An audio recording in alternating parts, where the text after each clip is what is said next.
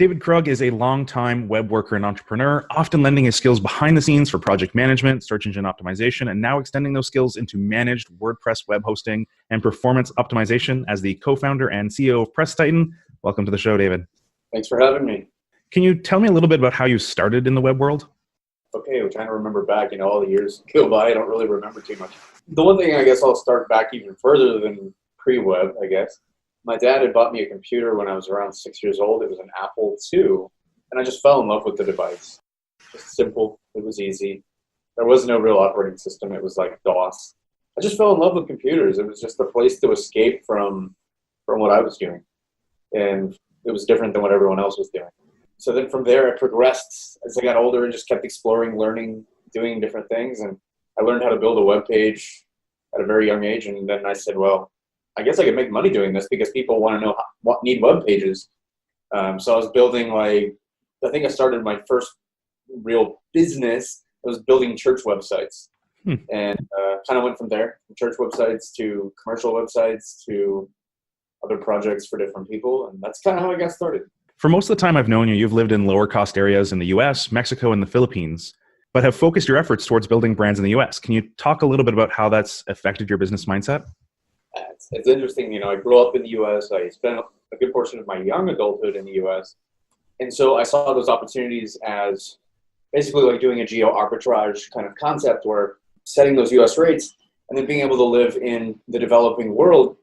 And that was my initial intention. But then I really just fell in love with the developing world. And I had all these relationships with people in the United States. And so that's why it happened. Do you find that it allows you to take more risks than you would have if you had lived in kind of a high cost of living area? Definitely. Yeah, I think about that all the time. I can have failures, personal projects or even in business in general. I can be flexible with pricing. And I think it really helps with my mental health too. In terms of, there's that whole concept of burnout, I think that happens with entrepreneurs, especially in this day and age with people, I've heard a number of stories, people even I knew of or had contact with had some mental health issues associated with being a startup founder. And I feel like it's taken the load off of me.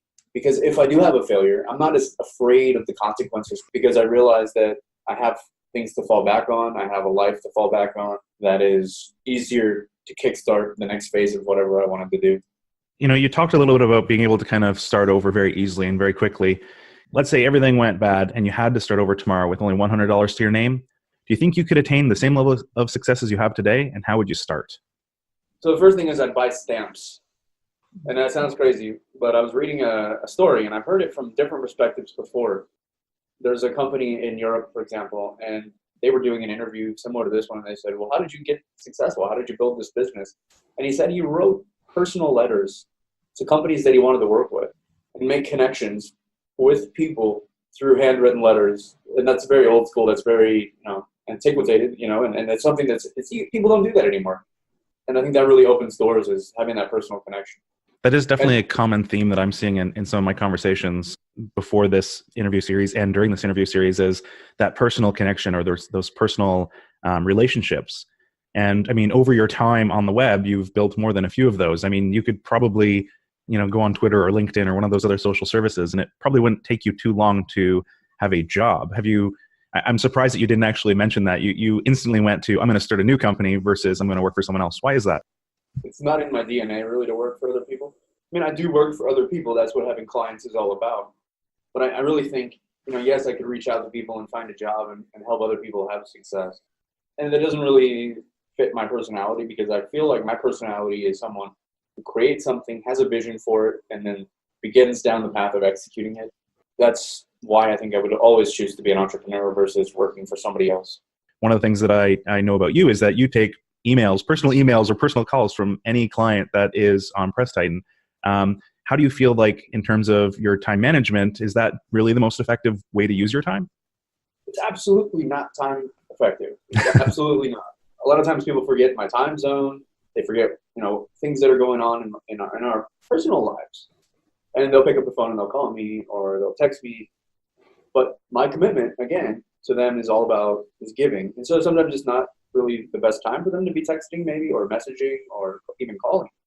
But it's just a commitment that I have to them. And it goes back to that relationship building. I want people to feel comfortable enough to pick up the phone and call me. They're not going to a a switchboard. We could easily just buy a switchboard. There's lots of companies out there that will give us a switchboard, and then we could filter it down and they can leave a voicemail, and then we can check the voicemail. That's just not how I want to operate, and I think it works for us. So, I mean, it isn't the best use of my time or anything, but I think that it's the best use of relationship building is giving people that you care about access to you, even if it's not always convenient. That's great. Thank you so much. At this point, I'd like to invite you to share something you think everyone should know about, either personally, professionally, or just in general. Well, not to be selfish, but I think that PressTitan is a great place for, really anyone who wants to begin developing a personal relationship with a technology company that will help them grow. We're a great place to get started. That's great. Thank you again so much for joining me today. I really appreciate it. Have a great day.